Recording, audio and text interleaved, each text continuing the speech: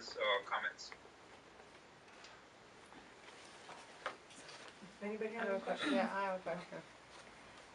So you say that there's a certain proportion of people that, you know, there's this 30%. What are you finding the 30% that it's ineffective with? That's a very good question. So that's an area we're actually doing studies of psychiatry. Right now, we find the area to treat fairly good. You know, we find what's called the motor cortex in your brain. So, where when you stimulate that part of the brain, it gets a feeling the twitch, and then we tell us exactly where you are in the brain. You can look where to cause the twitch, and then the reference location, and then the machine calculates how much forward we need in the area associated with depression based on previous research. So the location that we treat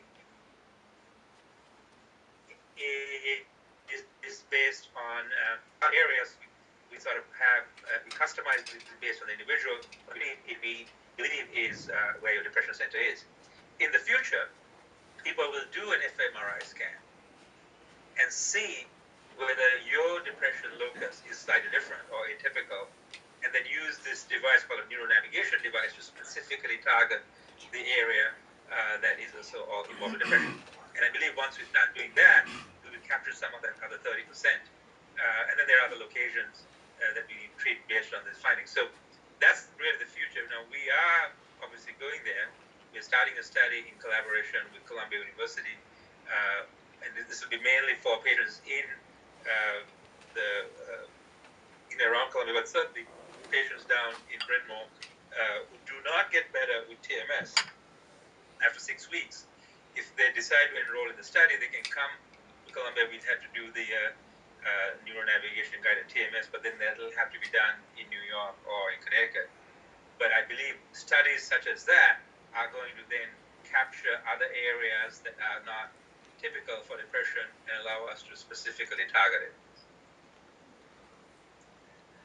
So if I'm understanding that right, because you were fading in and out, so it was a little hard to understand. So if you're finding that somebody is not effective in this 30%, then you're doing scans to determine. Well, if they do decide, that's still an area of research. So if they do decide to participate in the study, they do meet criteria for the study, then they could have neuronavigation guided TMS, but that will only be done if they fail the first round of treatments and if they're willing to do the subsequent 6 weeks up in New York. Okay. If the study is successful, obviously we'll bring it down to other areas and we'll know that anybody else. And then is also the procedure, it has to be the 5 times a week for the 6 weeks? Well, yeah, so we do rating scales, so depression rating scales, and we measure how we're doing each week. So some people might actually get better a lot sooner than 6 weeks, in which case, if they've achieved remission, we taper off the treatment. So it could be 4 to 6 weeks. Okay. But having said that, on each week, the recommendation is to try to get 5 treatments in, and it could be 4 weekdays and a weekend. We're certainly working with the Tower Institute to try and make it and allow people to come at times that are flexible and work with their schedule. For things like chronic pain or migraines, you can go 4 days a week. But for depression, for treatment as important as this, I think it will be important to commit to 5 days a week, and it could be 4 to 6 weeks, and then you get better. And we know how quickly time flies. So right. Okay. It takes like a long time, but it's fast. Especially when you're having fun. Just a follow-on question from that.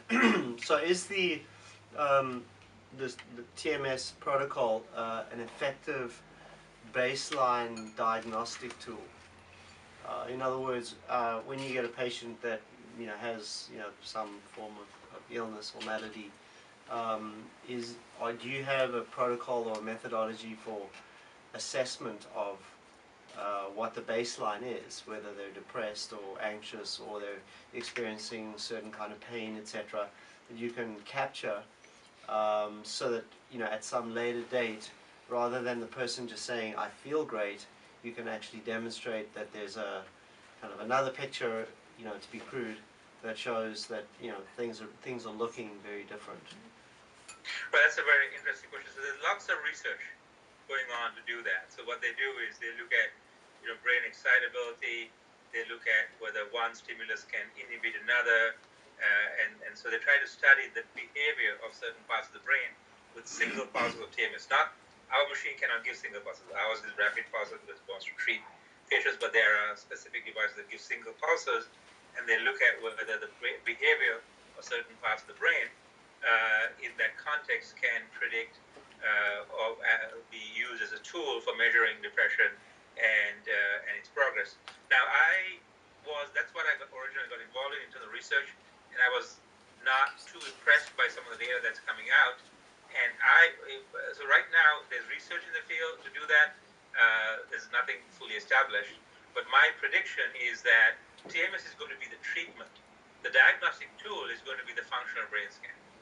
So the fMRI is almost going to be like an X-ray of the brain. So if someone comes in, and if you're not sure whether they're depressed or the extent of the depression,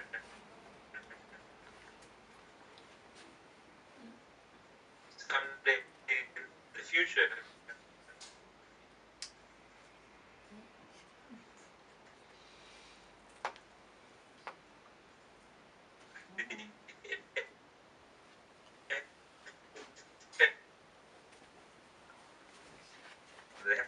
Oh. Let me see. Is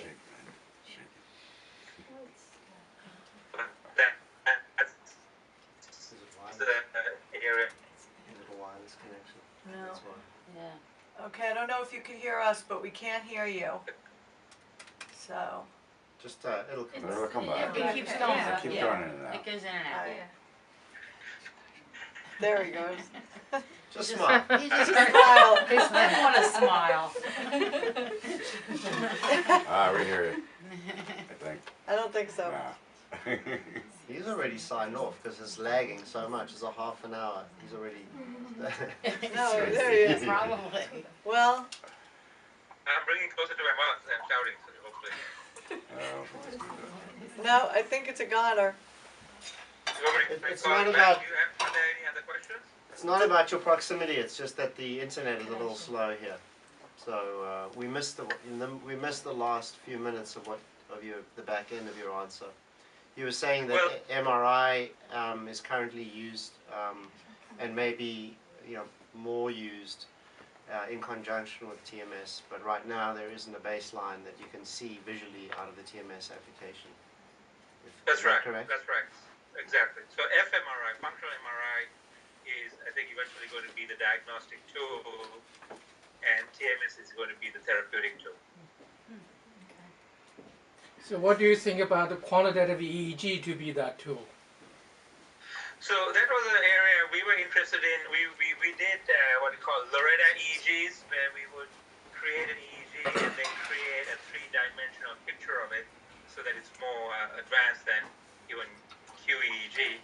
And the results were we weren't impressed by it. They were too imprecise for us to really hang our hat on it, although there's a lot of research being done with it. The problem with EEGs is you're just seeing brain waves across large areas. With an fMRI, you can actually see the specific part of the brain that contributes to a specific condition. So it really is an amazing, almost like an X-ray of the brain. We can read somebody's mind, actually what they're thinking, whether they're lying, saying the truth, just on the fMRI. So I think the precision of fMRI is superior to QEEG or to Loretta reconstruction, and those are two things that we've looked at. And there are other people in the field who are still researching EEG measures of outcome with TMS, and they're seeing a few things. I mean, there are certain wavelengths that seem to be associated with depression that get better with TMS, but I've not been too impressed by the